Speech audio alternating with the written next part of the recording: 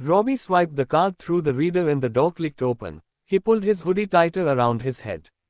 The hallways were poorly lit. Fluorescent tubes popped up and flickered.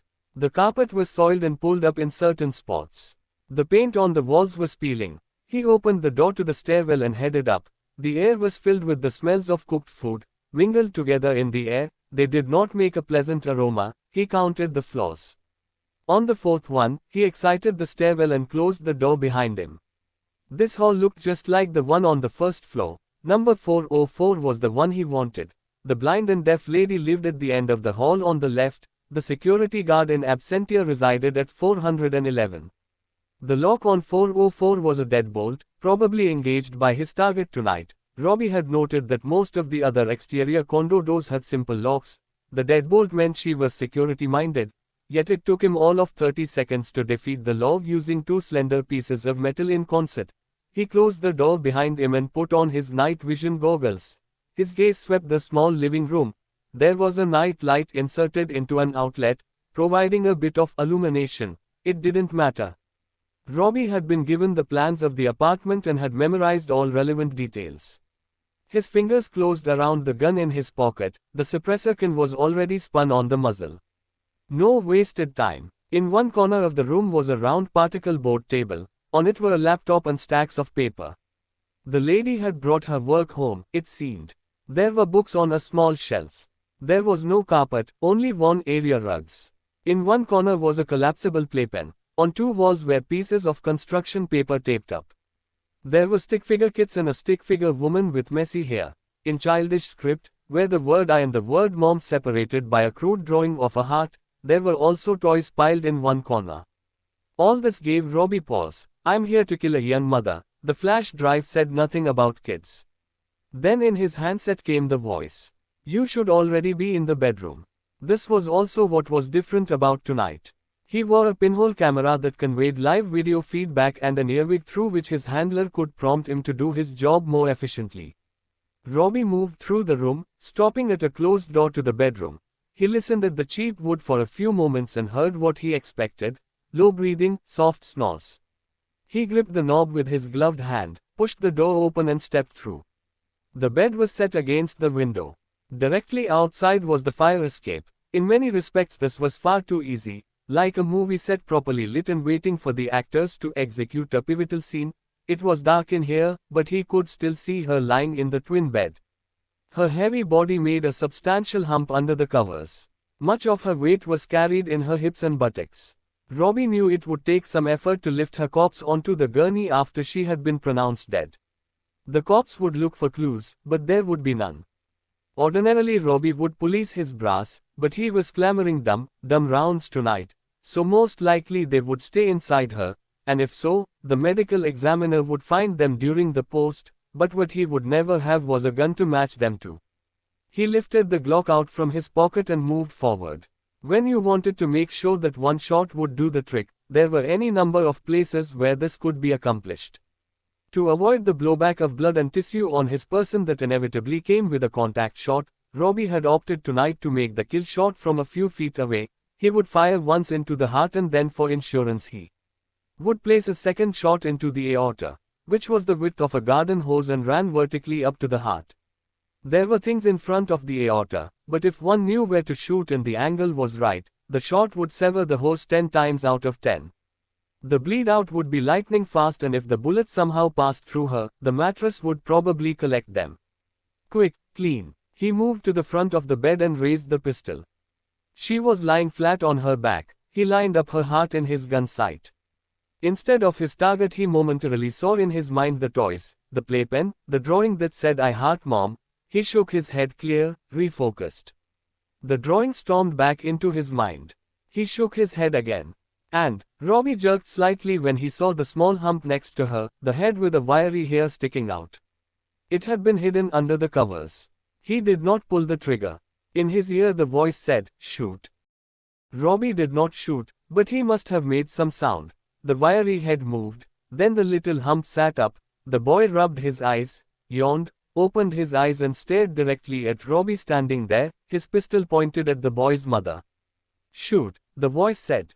"Shoot her." Robbie did not fire. "Mommy," said the boy in a fearful tone, never once taking his gaze off Robbie. Shoot, said the voice, now. The man sounded hysterical. Robbie couldn't put a face with the voice because he had never met his handler in person. Standard agency procedure. No one could ID anyone. Mommy. The little boy started to cry. Shoot the kid too, said the handler, now. Robbie could fire and be gone. Taps to the chest, one big, one small, one dum-dum fired into the child would destroy his insides. He would have no chance. Shoot now, said the voice. Robbie did not shoot. The woman began to stir. Mommy. Her son poked her with his fingers but kept staring at Robbie. Tears slid down his thin cheeks. He started to shake. She slowly woke. Yes, baby, she said in a sleepy voice. You're safe, baby. Just a nightmare. You're safe with mommy, nothing to be scared of. Mommy. He tugged on her gown. Okay, baby, okay. Mommy's awake. She saw Robbie, and froze, but only for an instant. Then she pulled her child behind her. She screamed. Robbie put a finger to his lips. She screamed again. Shoot them, the handler said frantically. Robbie said to her, be quiet or I shoot. She didn't stop screaming. He fired a round into the pillow next to her. The stuffing flew out and the round deflected off the mattress springs and drilled into the floor underneath the bed. She stopped screaming. Kill her, the handler roared in Robbie's ear. Stay quiet, said Robbie to the woman. She sobbed, hugged herself. Please, mister, please, don't hurt us. Just stay quiet, said Robbie. The handler was still screaming in his ear. If the man had been in the room, Robbie would have shot the asshole just to shut him up. Take what you want, mumbled the woman, but please don't hurt us. Don't hurt my baby. She turned, hugged her son, lifted him up so they were face to face. He stopped crying, touched his mother's face. Robbie realized something and his gut tightened. The handler was no longer screaming. His earwig held nothing except silence. He should have picked up on that before Robbie lunged forward. The woman, thinking he was about to attack them, screamed again. The window glass shattered. Robbie watched as the rifle round passed through the boy's head and then drove through his mother's, killing them both. It was an enviable shot made by a marksman of enviable skill, but Robbie was not thinking of that. The woman's eyes were on Robbie when her life ended. She looked surprised. Mother and son fell sideways, together. She was still holding him. If anything, her arms, in death, appeared to have tightened around her lifeless child. Robbie stood there, gun down. He looked out the window. The failsafe was out there somewhere with a fine sight line, obviously. Then his instincts took over and Robbie ducked down and rolled away from the window. On the floor, he saw something else he had never expected to see tonight. On the floor next to the bed, was a baby carrier. In the carrier, sound asleep, was a second kid. Shit, Robbie muttered. He crawled forward on his belly. His earwig came alive. Get out of the apartment, his handler ordered him, by the fire escape. Go to hell, Robbie said. He ripped the pinhole and earwig off, powered them down, and stuffed them in his pocket. He snagged the carrier, slid it toward him. He was waiting for a second shot, but he did not intend to give the shooter a viable target, and the man on the other end of the kill shot wouldn't fire without that. Robbie knew. He had sometimes been the one holding the rifle out there in the darkness. He moved clear of the window and stood, holding the baby carrier behind him. It was like lugging a large dumbbell. He had to get out of the building, but Robbie obviously couldn't go out the way he'd planned. He glanced toward the door. He had to get something before he left. He carried the child out of the bedroom and scanned the living room with a pen light. He spied the woman's purse. He sat the carrier down, rifled through the purse, and took out the woman's driver's license. He snapped a picture of it with his phone. Next, he photographed her ID card. Her government ID card. What the? That fact wasn't on the flash drive. Finally, he spied the blue item partially hidden under a stack of papers. He grabbed it. A US passport. He snapped photos of all the pages, showing the places to which she traveled. He put the license, ID card and passport back and grabbed the carrier. He opened the front door of the apartment and looked right and then left.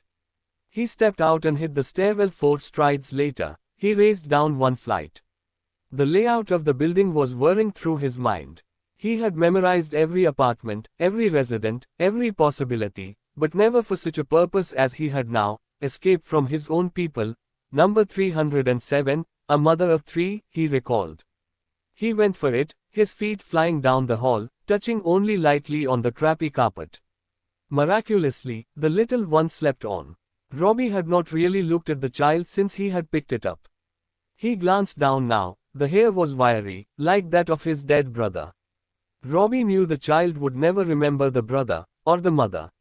Life sometimes was not just unfair, it was beyond tragic. He set the carrier down in front of 307. Robbie knocked 3 times. He did not look around. If someone in another apartment looked out, they would only see his back.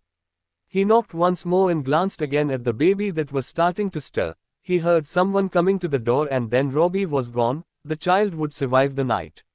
Robbie was pretty certain that he wouldn't. Robbie went down one more flight to the second floor. He had 2 options. The rear of the building was out. The long-range shooter was there. The fact that his handler had wanted him to leave by the fire escape told Robbie all he needed to know. A bullet in the head would be his reward for being stupid enough to try to get out that way. The front of the building was out for a similar reason. Well lighted, one entry, he might as well paint a bullseye on his head when the backup team showed up a minute from now to clean up this mess. That left the 2 sides of the building. His 2 options, but Robbie had to narrow it to 1. And quickly. He was moving as he was thinking. 201 or 216. The first was on the left of the building, the second on the right. The shooter in the rear of the building could move over to the left or right and thus cover the rear and one side simultaneously. So left or right. Robbie moved, thought. The handler would be helping the shooter, feeding him where he thought Robbie would go. Left or right. He strained to remember the composition of the area. There was the high-rise building. The alley behind. A block of small businesses, gas station, strip mall. On the other side of that another high-rise that looked abandoned to Robbie when he had done his earlier recon. The shooter had to be in there. That was the only sight line that worked. And if the building was abandoned, the shooter would have room to roam, to reset his position and turn his scope to Robbie. So which will it be, left or right? His original target, 404, was closer to the left side of the building. The handler might think Robbie would go that way because he was closest to that side already. The handler didn't know that Robbie had gone to the 3rd floor to drop off the other kid and then proceeded down another flight. But the handler would figure Robbie would have to go down. He hadn't brought anything to rappel down the side of the building. Robbie thought this through. In his mind's eye, he visualized the shooter sliding his position over to his right, Robbie's left, setting up his bipod, adjusting his scope, and waiting for Robbie to appear. But Robbie hadn't appeared yet when speed was essential. The shooter would take this into account. Robbie, he knew, was trying to outguess him, zig when they expected zag. So to the right instead of the left. That would explain the time that had passed thus far. Not dropping off the second kid. In Robbie's mind, he now slid the shooter to the left, or Robbie's right, on his mental chessboard. The time for thinking was over. He sprinted down the hall toward the building's left side. Number 201 was empty, another foreclosure. Small personal miracles sometimes grew from large economic disasters. 0.10 seconds later, he was inside. The apartments all had the same layout. He didn't need a light or his goggles to navigate. He reached the back bedroom, opened the window and climbed out. He gripped the windowsill, looked down, gauged the drop and let go. 10 feet later he hit and rolled, cushioning the fall. Still, he felt pain in his right ankle. He waited for a shot to hit him. None did. He had guessed correctly. He ran at an angle away from the building, hid behind a dumpster for a few moments, recalibrated his senses to the new surroundings. Then he was up and over a fence and sprinting up the street 5 seconds later. They probably hadn't seen him leave the building, or else he'd be dead, but they had to know by now that he'd gotten away. A response team would be searching for him, grid by grid. Robbie knew the drill. Only now he had to defeat it. For as long as he'd been doing this, Robbie had known that what had happened tonight was a possibility. Not a distinct possibility, but one he had to account for. Like for all his other missions, he had a contingency exit plan in place. Now it was time to execute the plan. Shane Connor's advice to him had finally come into play. You are the only one out there who really has your back, Will. He walked 10 more blocks. His destination was up ahead. He checked his watch, 20 minutes to spare if the schedule hadn't changed. The year-old Outer Here Bus Company had taken over an old railways terminal near Capitol Hill. The company obviously didn't have a lot of startup capital, and the station still appeared like it was shut down. The company's buses parked here did not look as if they could pass even a routine inspection. This trip would definitely be economy class all the way. Robbie had used a fake name to reserve a ticket on the bus, leaving in 20 minutes. Its destination was New York City. He paid for the ticket in cash. Once he got to New York, he would execute the second step in his contingency plan, which would entail leaving the country. He planned to put as much space between himself and his own people as he could. He waited outside the terminal. Its location was not all that safe, especially at 2 o'clock in the morning, but it was far safer than the situation Robbie had just left. Street criminals he could deal with, professional killers with long-range rifles were far more formidable. He looked at the other people awaiting the arrival of the bus that would carry them to the Big Apple, counting 35 passengers, including himself. The bus would hold nearly twice that, so he would have some buffer space. It was open seating, so he would try and snag a place away from everyone. Most of the people had bags, pillows, and knapsacks. Robbie had nothing except his night vision goggles, his pinhole camera and his G-Cock pistol in an inside zippered compartment of his hoodie. He ran his gaze over the line of people again. He deduced that most were poor, working class or otherwise down on their luck. It was an easy assumption. Their clothes were old, tattered, their coats threadbare, their expressions tired, beaten down. Most people with even limited financial means would probably not choose to ride to New York City in the middle of the night on a dilapidated bus carrying their own pillows. The bus pulled into the parking lot in a wide arc and came to a stop near them with a screech of rusty brakes. They all lined up. That's when Robin noticed her. He had already counted her as one of the 35, but now his gaze came into rest fully on her. She was young, maybe 12, maybe barely a teenager. She was short, skinny, dressed in faded jeans with holes in the knees, a long-sleeve shirt and a dark blue ski parka without arms. She had on dirty, scuffed tennis shoes and her dark, stringy hair was pulled back into a tight ponytail. She carried a backpack in one hand, and her gaze was set resolutely on the ground. She seemed to be breathing hard, and Robbie noticed that both her hands and her knees had traces of dirt on them. Robbie looked for, but did not see the small rectangular shape in her jeans pockets, front or back. Every teenager had a cell phone, especially the girls. Yet unlike most teens, she might have kept it in her jacket pocket. In any event, it was none of his business. He looked around but saw no one who could be her parents. He edged forward in the line. It was not out of the realm of possibility that they would find him here before the bus departed. He gripped his pistol in his pocket and kept his gaze down.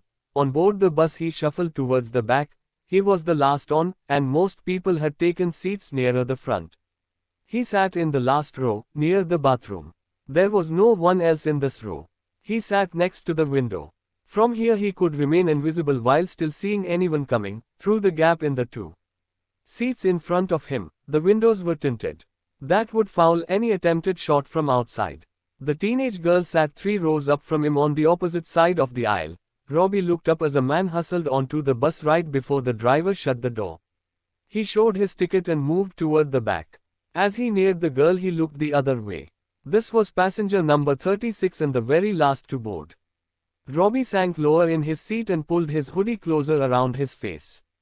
He gripped his pistol in his pocket and edged the muzzle up and forward so that it was aimed at a spot the man had to cross if he continued to head Robbie's way. Robbie had to assume that they somehow had found out about his contingency plan and had sent this man to finish the job, but the fellow stopped 1 row beyond the teenage girl and sat in the seat directly behind her. Robbie's hand relaxed slightly around his pistol, but he continued to watch the man through the gap. The girl got up and put her bag in the overhead rack. As she stood up on tiptoes to accomplish this, her shirt edged up and Robbie saw that her waist was tattooed. The bus pulled off with a grinding of gears and the driver headed out onto the surface street that he would take to the interstate and then on to New York. There were few cars at this hour. The buildings were dark. The city would awake in a few hours. DC was not like New York in that regard. It did sleep, but it rose early. Robbie's gaze settled back on the man. He was Robbie's size and age. He had no bag. He was dressed in black slacks, grey jacket. Robbie's gaze went to the man's hands. They were gloved. Robbie looked down at his own gloved hands and then gazed outside. It was not that cold. He saw the man engage the lever to slide his seat back a bit. He settled in, but Robbie's instincts told him it wouldn't be for long. This man was not on the bus simply to travel to New York. Professional killers were a unique lot. Robbie thought this is the bus motored along. The vehicle's suspension was for shit and thus the ride was too. They would have to endure 200 miles of this, but Robbie was not focused on that. He stared through the gap, watching, waiting. When you were on a mission you looked for things that other people would never focus on.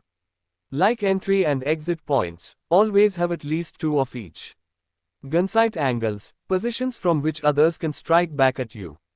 Sizing up opponents without seeming to do so.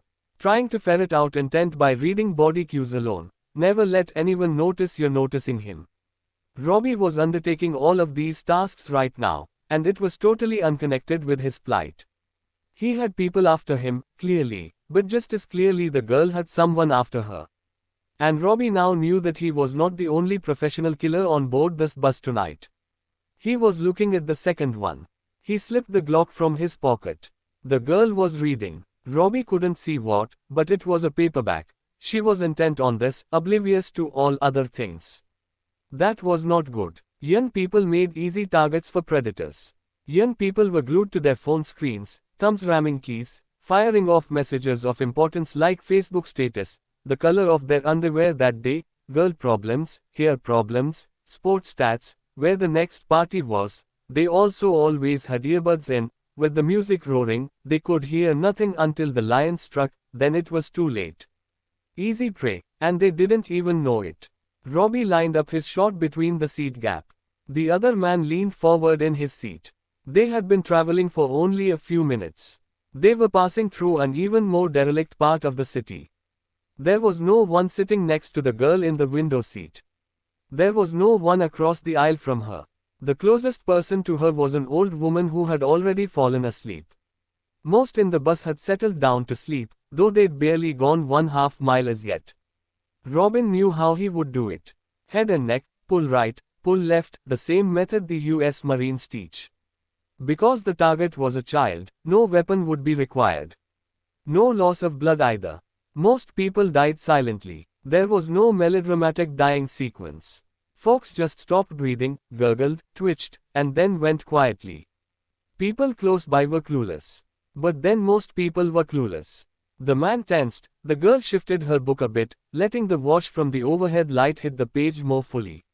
Robbie eased forward. He checked his gun. The suppressor can was spun on as tight as it would go. But in the close confines of the bus there was no such thing as a silenced gun.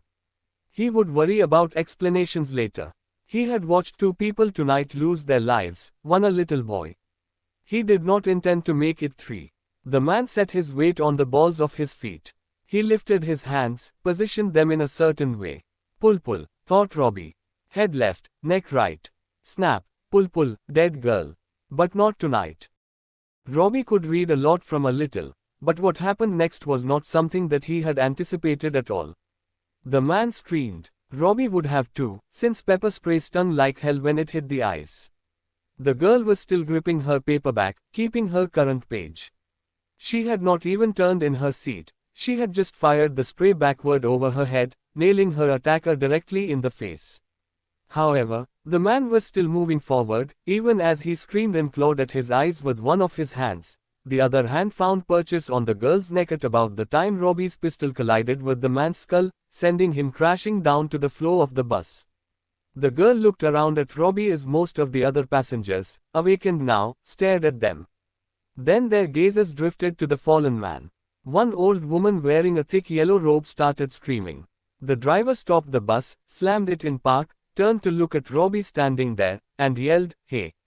The tone and the stare indicated to Robbie that the driver thought he was the source of the problem. The driver, a heavy-set black man of about 50, rose and started down the aisle.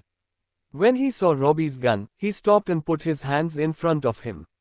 The same old woman screamed and clutched at her robe. "What the hell do you want?" exclaimed the driver to Robbie. Robbie looked down at the unconscious man. He was attacking the girl. "I stopped him." He looked at the girl for support. She said nothing. "Would you like to tell them?" Robbie prompted. She said nothing. "He was trying to kill you. You nailed him with pepper spray." Robbie reached over, and before she could stop him, he'd ripped the canister from her hand and held it up. "Pepper spray," he said in a confirming tone. The other passengers' attention now turned to the girl. She looked back at them, unfazed by their scrutiny. "What's going on?" asked the driver. Robbie said, "The guy was attacking the girl. She pepper sprayed him and I finished him off when he didn't back down." "And why do you have a gun?" asked the driver. "I have got a permit for it." In the distance Robbie heard sirens. Was it for the two bodies back at the building? The man on the floor groaned and started to stir. Robbie put a foot on his back. "Stay down," he ordered. He looked back at the driver. "You better call the cops." He turned to the girl. "You have a problem with that?" In response, the girl rose, grabbed her backpack from the overhead bay, slipped it over her shoulders, and walked down the aisle toward the driver.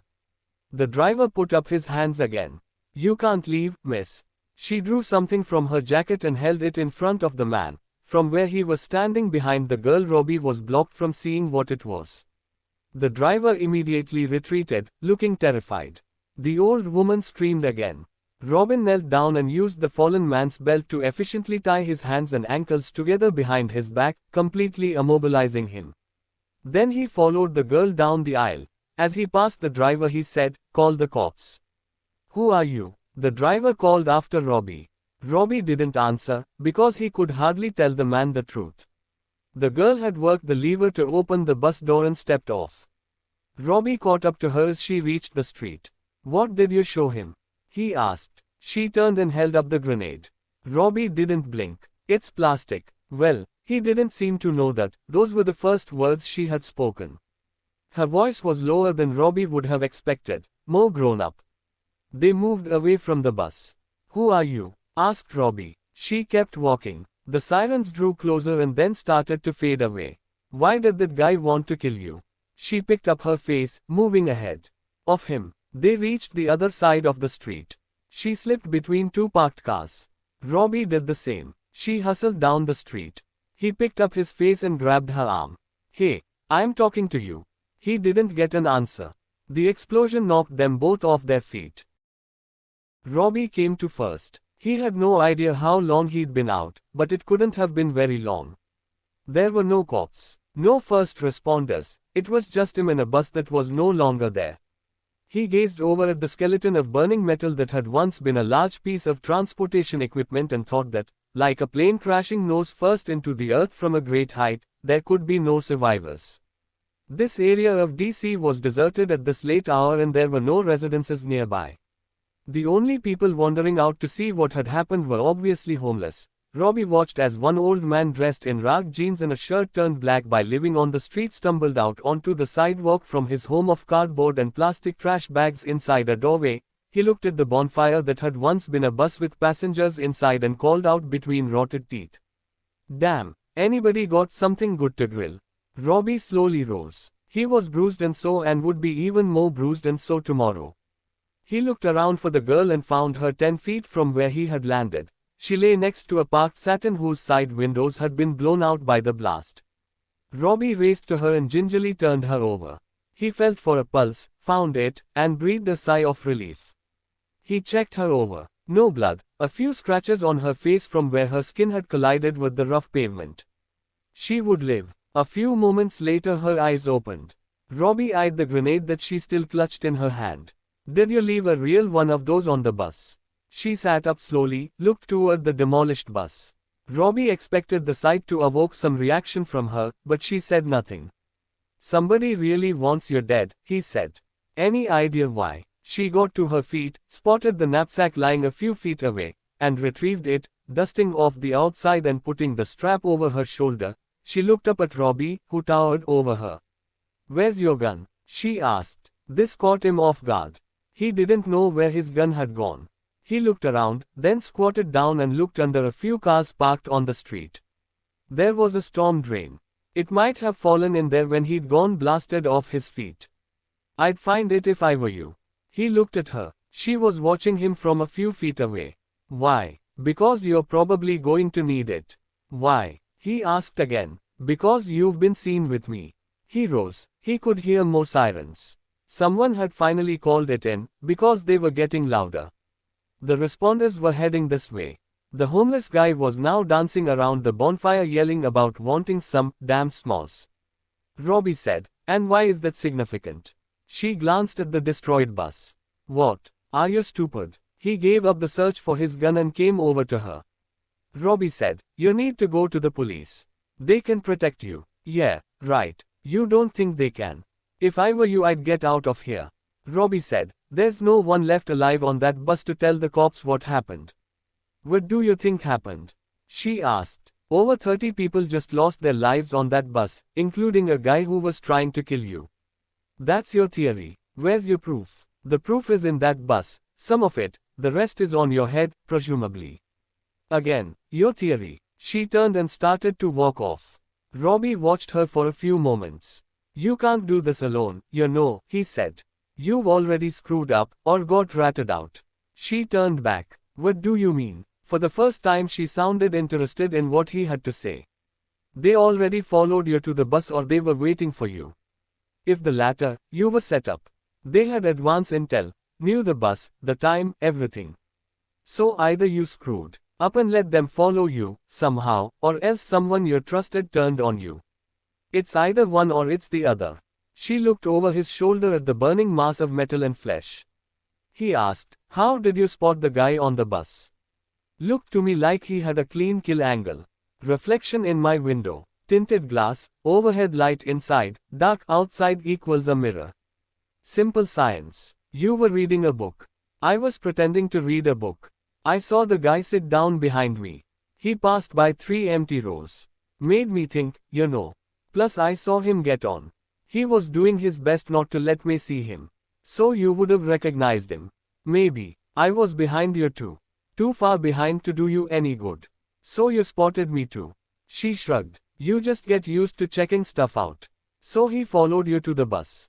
Did he chase you?" "I see the dirt on your hands and knees. Looks like you took a tumble before you got to the bus." She looked down at her knees but didn't answer him. Robbie said, "But you still can't do this alone." "Yeah, you already said that. So what do you suggest?" "If you want to go to the police, you can come with me." She took a step back. "You? Where?" "Somewhere safer than here." She eyed him coolly. "Why don't you stay and talk to the cops?" He stared at her and listened to the sirens drawing uncomfortably close.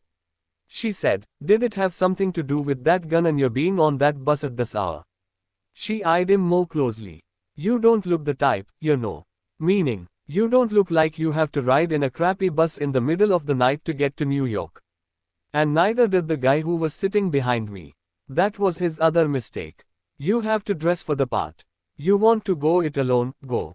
I'm sure you'll be able to hold them off for a few more hours, but then it'll all be over for you." She looked once more over his shoulder at the burning mass. "I didn't want anybody else to die," she said.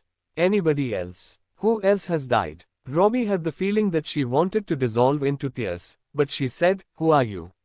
"Someone who stumbled onto something and doesn't want to leave it.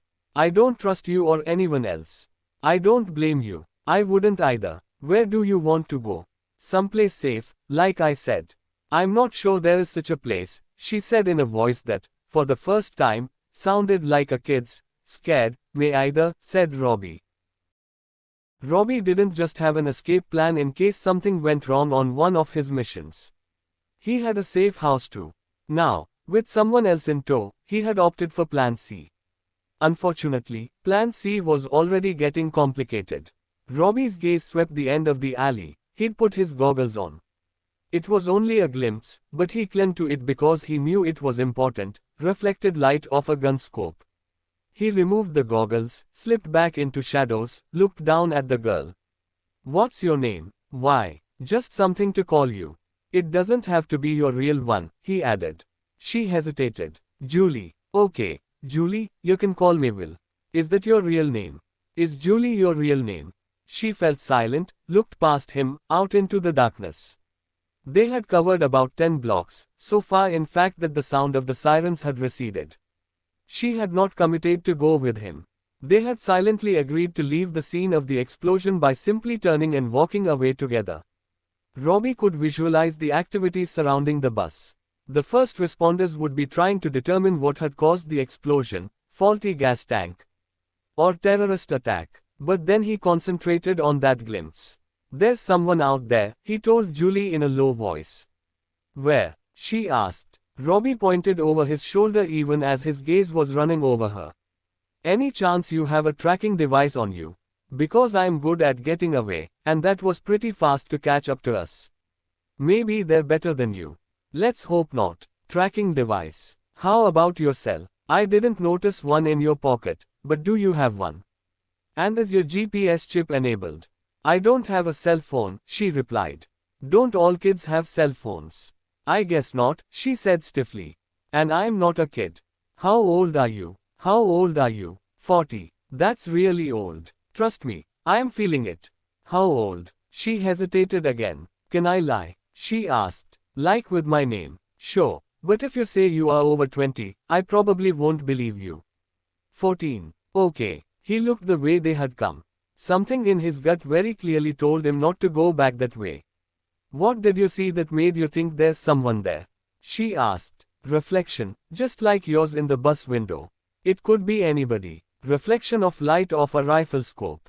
It's a pretty unique signature. Oh, Robbie studied the walls on either side of them. Then he looked up. You afraid of heights? No, she said quickly, perhaps a little too quickly. He hustled to a construction dumpster parked in the alley and searched through it. He finally pulled out several lengths of rope and quickly knotted them together. There was a length of plywood in the dumpster too. He positioned it so that it rested on top of the dumpster's rim, giving them a platform on which to stand. Strap your backpack down tight around you. Why? Just do it. She yanked the straps tight and looked at him expectantly. What are we doing? Climbing. Robbie lifted her up and placed her on top of the plywood and hoisted himself on top of it. What now? Like I said, we climb. She stared up the brick face of the building. Can you really do this? We'll find out. He motioned to her. Come on, you need to stand on my shoulders. He pointed up. We are aiming for that.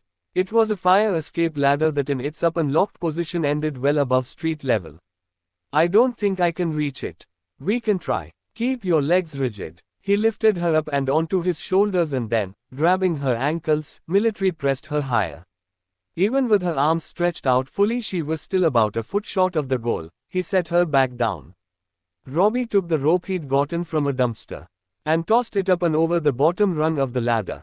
He took one end, fashioned a knotted loop, and pulled the other end through it. He gripped the rope and quickly climbed up to the ladder, then freed the rope and passed one end back to her. I'm not great at rope climbing. I flunked pay, she said doubtfully.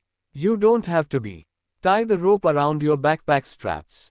Make sure the knot is tight. She did this. Robbie added. Now cross your arms and hold them tight against your body. That will keep the backpack from slipping.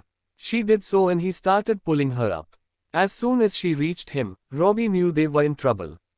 Running feet never were a good sound. Climb, now, he said, the urgency clear in his voice. As high as you can. She struggled up the fire escape ladder while Robbie turned back and focused on what was coming. The man turned into the alleyway, stopped, cleared the lane by sight, and moved forward. 10 yards in he stopped again, looked left, right and then ahead. He kept moving, his rifle swinging in precise, controlled arcs. He did this 2 more times. He was good, but not good enough because he hadn't yet looked up. When he finally did, it was just in time to see the bottom of Robbie's feet rushing at him. Robbie's size 12 smashed into the man's face and drove the rest of the attached body violently to the asphalt. Robbie landed on top of the man, rolled, and came up in an attack posture. He kicked the rifle away and looked down. He didn't know if the man was dead, but he was certainly unconscious. He took a few seconds to search him. No ID, no phone, no surprise, but no official credentials either. No gold badge. He did find an electronic device with a blinking blue light in the man's pocket. He crushed it underfoot and threw it into the dumpster. He felt near the man's ankle and pulled out a .38 S&W throwaway. He slipped it into his jacket pocket, turned, and leapt on top of the plywood. He grabbed the rope, made his way up, snagged the rung of the ladder, freed and pocketed the rope and climbed. Julie was already near the top of the building when he reached her. "Is he dead?" she asked, looking downward. She had obviously been watching. "I didn't check. Let's go." "Where?" "We are at the top." He pointed upward, to the roof.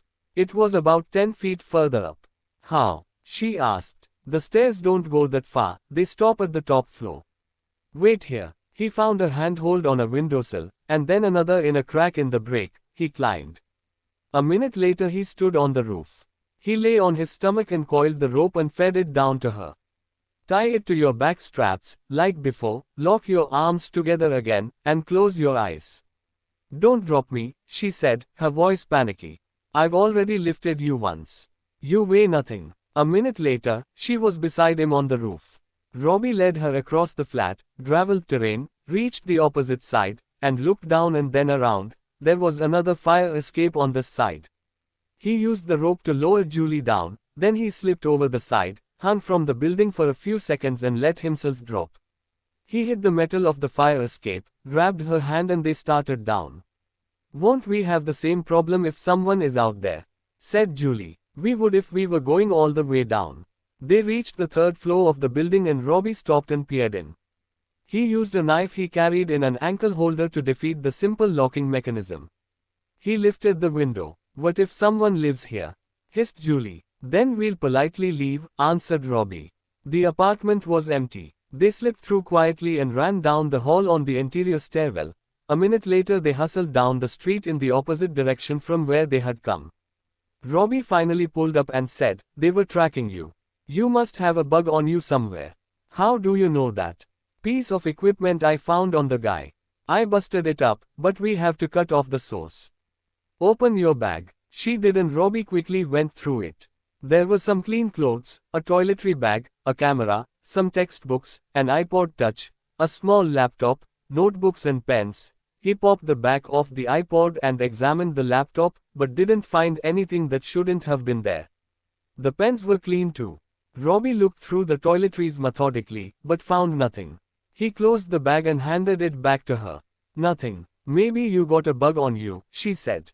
"That's not possible," Robbie said. "Are you sure?" He started to say yes, but then stopped. He pulled out the pinhole camera he'd thrown into his pocket. He popped the cover and underneath was the second blinking blue light he'd seen tonight. "See, it was you."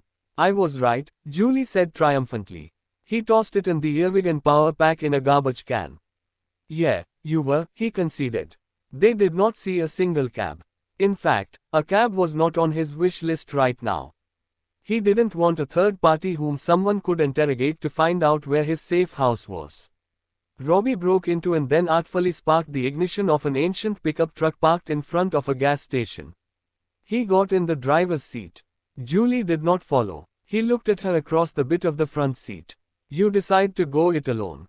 he asked. She didn't answer. She fiddled with the straps on her backpack. He reached in his pocket, pulled out something and handed it to her. It was pepper spray. "You might need this, then." She took it, but then climbed in the truck, shutting the door firmly. He put the truck in gear and drove off slowly. Squealing tires in the middle of the night could attract attention he did not want or need right now. "Why the change of heart?" he asked. "Bad guys don't give weapons back." She paused. "And you saved my life back there, twice." "Fair enough. So people are after me." "Who's after you?" she asked. "Unlike you, I know who they are," he said. "But I don't have to tell you. And I won't. It won't be good for your future. I'm not sure I have much of that, anyway." She settled back in her seat and grew silent, staring ahead. "You thinking about somebody?" asked Robbie quietly. She blinked back tears. "No. And don't ask me again, Will." "Okay." Robbie now drove fast. As shockingly bad as tonight had been, he had a strong feeling it was only going to get worse. Robbie made one stop, at an all-night convenience store to get some groceries. A half hour after that the truck lights flickered across the face of the small farmhouse. Robbie pulled the truck to a stop and looked across at Julie. Her eyes were closed, she appeared to be sleeping, but after seeing her defend herself against the attacker on the bus, Robbie was taking nothing for granted. He didn't want to get blasted with pepper spray, so he didn't reach out to jostle her. He simply said quietly, "We're here." Her eyes instantly opened. She didn't yawn, stretch, or rub her face, as most people would have. She was just awake. Robbie was impressed, because that was exactly how he woke up too. "What is this place?" she asked, looking around. They had driven down a gravel road, wood starting to turn color bracketed the gravel. The drive ended at the front of the white clapboard house, painted black front door, 2 front windows, a small porch, in the back a barn rose high above the apex of the house. "Safe," he said, "or as safe as possible under the circumstances." She stared at the barn. Was this like a farm or something? Or something. Long time ago, woods have reclaimed the fields. This was Robbie's fail-safe. His employer provided other safe houses for Robbie and people like him, but this place was his alone, ownership under a shell company. No way to track back to him. Where are we? Southwest of DC, in Virginia. Technical term would be the boonies. Do you own it? Robbie put the truck back in drive and headed for the barn. He stopped, got out, unlocked the barn doors and drove the truck inside. He got out again, grabbed the sack of groceries, and said, "Come on." Julie followed him to the house. There was an alarm system. The beeping sound stopped when Robbie put in the code. He was careful to not let her see numbers he punched in. He closed and locked the door. She looked around, still clutching her backpack. "Where do I go?" He pointed up the straight set of stairs on one side of the small entrance hall. "Spare bedroom, second door on the right, bathroom across the hall." "You hungry?" "I'd rather sleep." "Okay." He lifted his gaze to the stairs in a prompting manner. "Good night," said Robbie. "Good night, and make sure you don't shoot yourself with the pepper spray. It really stings the skin." She looked down at her hand where the small canister was hidden. "How did you know?" "I saw you had it pointed at me the whole drive over." "Don't blame you, get some sleep." She set off. He watched her trudge up the stairs. He heard the bedroom door open and close and then the lock engage. Smart girl. Robbie went into the kitchen, put the grocery away, and sat down at the round table across from the sink. He set the .38 throwaway on the table and took out his cell phone. No GPS chip was in there. Company policy, because a chip could work both ways, but he had screwed up on the pinhole. And they must have suspected he wouldn't fire on the woman tonight. They had the tracker on him in case he gave them the slip. A setup from the get-go.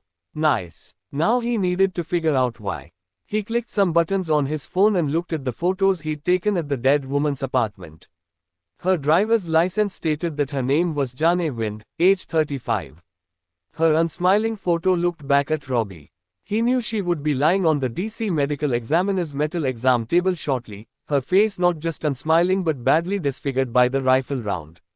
Her child would be autopsied too. Having taken the brunt of the round's kinetic energy, the boy would no longer really have a face.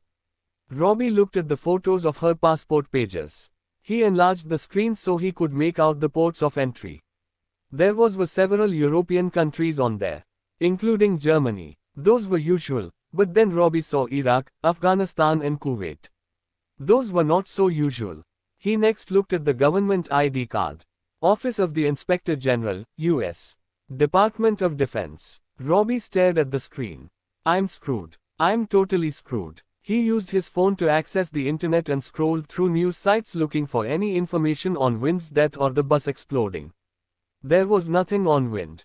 They might not have found her yet, but the bus blowing up had already attracted attention. However, there were few details. Robbie obviously knew more than any of the reporters out there trying to find out what had happened. According to the news accounts thus far, the authorities were not ruling out a mechanical cause for the explosion. And that's where it might remain, thought Robbie, unless they could find evidence to the contrary. Blowing up an old bus in the middle of the night and killing a few dozen people didn't seem like it would be high on a jihadi's bucket list. His handler had not tried to contact him again. Robbie was not surprised by this. They wouldn't have expected him to answer in any event. He was safe here for now. Tomorrow. Who knew? He glanced in the direction of the stairs. He was on the run, and he was not alone. Alone he might have a chance. But now he had Julie. She was 14, maybe. She didn't trust him or anyone else. And she was running from something too. His mind and body tired, Robbie could think of nothing else to do right now, so he did what made sense. He went upstairs to the bedroom across the hall from hers, locked the door behind him, laid the dot 38 on his chest, and closed his eyes. Sleep was important right now. He wasn't sure when he would get another chance to do it. The window opened and the tied-together sheets snaked down the side of the house. Julie looped the other end around the footboard of the bed and tugged on it to make sure it was secure. She slipped through the window, clambered quietly down the improvised rope, touched the ground and darted off into the darkness. She didn't know exactly where she was, but she had been following the truck's route while pretending to be asleep. She figured she could get to the main road and then followed it to a store or gas station where she could make a call to a cab company to come and pick her up. She checked her stash of cash and her credit card. She was good to go. The darkness didn't frighten her. Sometimes the city during the day was far scarier. But she crept along silently, because as good as Will had seemed, she knew someone could still have followed them. She mapped out her plan in her head and decided that it was as good as she was going to come up with under the circumstances. She knew her parents were dead. She wanted to lie down on the ground, curl up and never stop crying. She would never see her mother again. She would never hear her father's laugh. Then their killer had come after her, and then he'd been blown up in that bus. But she couldn't curl up and cry. She had to keep moving. The last thing her parents would have wanted was for her to die too. She was going to survive. For them. And she was going to find out why someone had killed them. Even if the killer was now dead. She needed to know the truth. The road was not much farther. She picked up her pace. She had no time to react. It just happened. The voice said, "You know, I was going to make breakfast for you." She gasped, turned and gazed at Robbie, who was sitting on a tree stump staring at her. He got up. "Was it something I said?" She glanced back at the house. She was far enough away that all she could make out was a sense of powered light through the tangle of trees and brush. "I changed my mind," she said. "I'm heading on." "Where?" "That's my business." "You are sure about this?" "Completely sure." "Okay. You need any money?" "No." "Want another canister of pepper spray?" "You have some." He pulled one from his pocket and tossed it to her. Julie caught it. Robbie said, "That one is actually more potent than the one you have. It has a paralytic built-in. It'll lay down any assailant for at least 30 minutes. She put it in her backpack. "Thanks." He pointed to his left. "There's a shortcut through there to the road. Just stick to the path, get to the road, turn left. There's a gas station half a mile up. They have a payphone, maybe the last one in America." He turned to go back to the house. "So that's it. You just let me walk." He turned back. "Like you said, it's not my business, it's your decision. And, frankly, I've got my own problems. Good luck." He started off again. Julie did not move. "What were you going to make for breakfast?" He stopped but didn't look at her. "Eggs, bacon, grits, toast and coffee. But I have tea too. They say coffee stunts a kid's growth. But then like you said, you're not a kid." "Scrambled eggs. Any way you like. But I do an exceptional overhard. I can leave in the morning." "Yes, you can. That's my plan." "Okay. Nothing personal," she said. "Nothing personal," he replied. They walked back to the house, Julie trailing 3 feet behind Robbie. "I was pretty quiet getting out of the house." "How did you know?" "I'll do this for a living." "Do what?" "Survive." "Me too," thought Julie.